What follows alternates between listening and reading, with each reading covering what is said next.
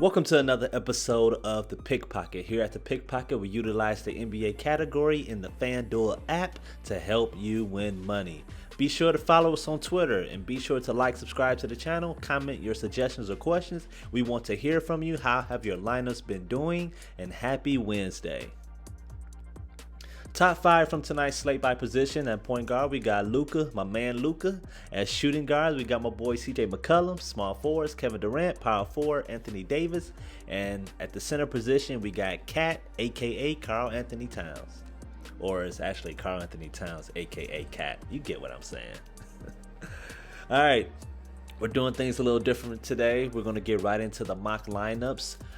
For this particular page right here, starting five players we believe you should start your lineup with. That salary average is tight, but you should be able to get a ton of points between these guys. You got LaMelo Ball at the point. You got Dante DiVincenzo at the shooting guard, CJ McCollum at the shooting guard, Kawhi at the small forward, and Cat at the center. All right, mock lineup number 1. Good things about this lineup, you have plenty of points between your main 5 from the previous picture. If Cat doesn't play, you can sub him out and have a ton of money to use and spread around. The only player you may have a concern about not reaching good points would be Melton.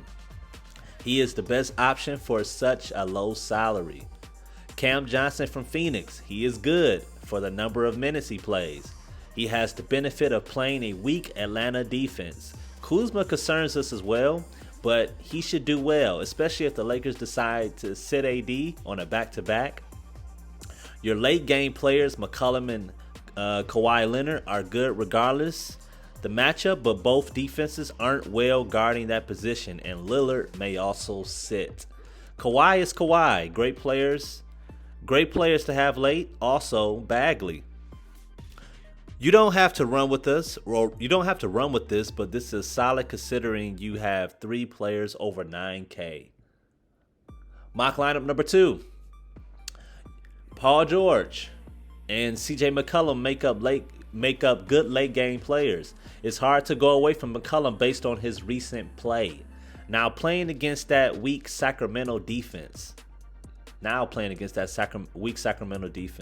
We're expecting him to have a big night, especially if Lillard doesn't play.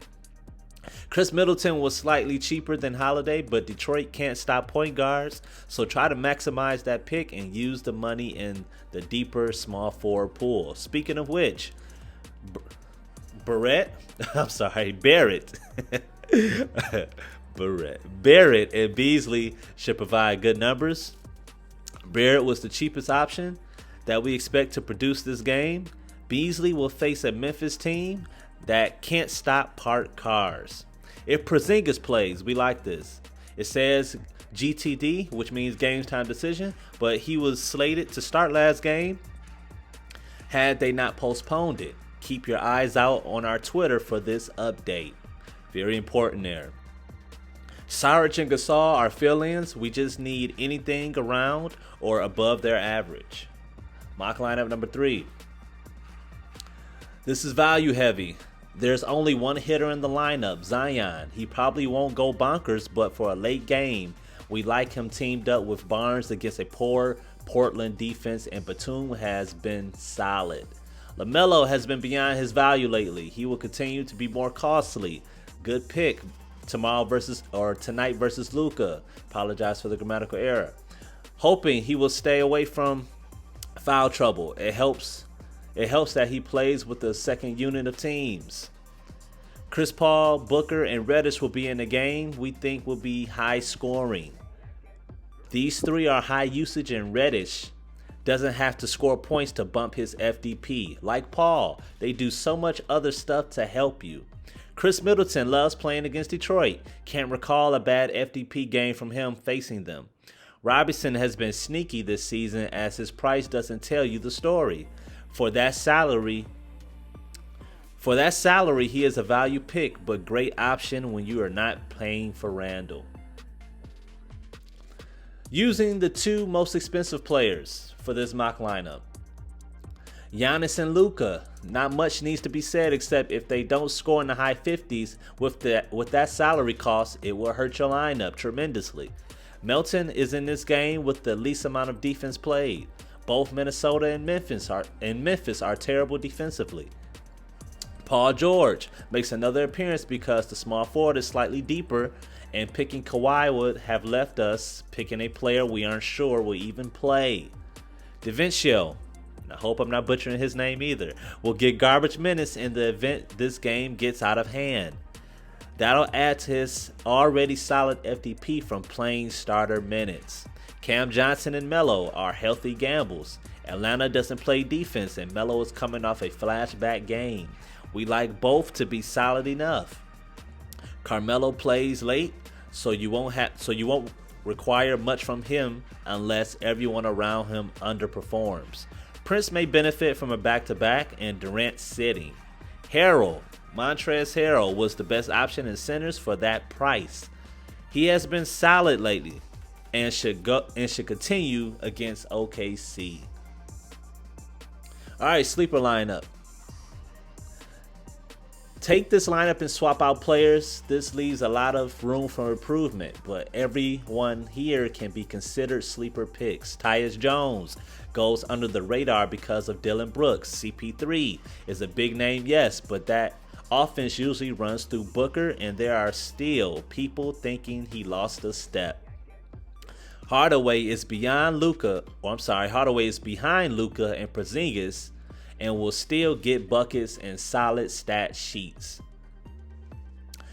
Halliburton is a rookie, still has productive nights. Gordon Hayward is the least thought of in this game, but not a sleeper naturally. He would just sneak you 35 FDP while everyone is watching for Luka, Porzingis, or Ball to go off. Grant plays on a team with a bad record and now overmatched tonight. He won't be expected to have his usual numbers. Perfect sleeper. Collins is good. What makes him a sleeper tonight is being behind ball-handling bigs in this pool of power forwards who can create for themselves. Cantor is a backup and still puts together solid evenings. We picked a player for each game we think can help you. Luka is the biggest. In this particular lineup, Luka is the biggest name and performer in this matchup. LaMelo has played well lately. This is a different monster. Patrick Beverley was a fill-in. Initially inserted Kawhi. DaVincio is a high-value player. He will likely do well in this matchup, and you won't have to break your salary for it. Horton Tucker shouldn't be looked at to get you a ton. In a lineup with a bunch of hitters, he will hold his own to make sure you don't slip too far back. Bridges does a little of everything for Phoenix. This game will provide plenty of that. The number 6 and number 11 teams in terms of threes taken, leaving room for plenty rebounds and assists. He also shoots well. Kawhi is Kawhi. Ingram's length can bother most, but not the robot. He'll get 30 FDP while coasting, then hopefully New Orleans keeps it close, leading to higher FDP for him. Prince plays even when Durant starts, so didn't want to go too crazy expensive for this game. Covington has provided solid numbers, enough to make us put him in as a value pick. Cat will have no resistance, period. Good fill-ins for this position. And as you know, for all these mock lineups that we share for you guys, feel free to use them, but do not copy and paste the lineup. Use 90% of it and substitute players who you see fit to give your own taste to it. This lineup was put together to show you very good value fill-ins per positions for you to use. If you want to copy and paste and then fill in, fill in where you want. Unfamiliar names will be Sadiq Bey, who has played well when he has the opportunity. He may see plenty of time. He may play a lot this game. PJ Washington may be recognized, but you have so many big names in this position. Don't forget to consider him. He has been solid on the glass and benefiting from great passing guards. Cam Johnson and Reddish, value guys who see good minutes and produce in those minutes. Fortunately, their teams are facing each other and both have bottom of the league defense. Regardless the position, Yes, both guards for Memphis because Minnesota doesn't do well stopping point guards. And this is the last mock lineup we have for you guys. Be sure to like, comment on the video if you have any questions. Please follow us on Twitter. And please subscribe to the YouTube channel. And thank you again for choosing to watch another episode from the Pickpocket DFS.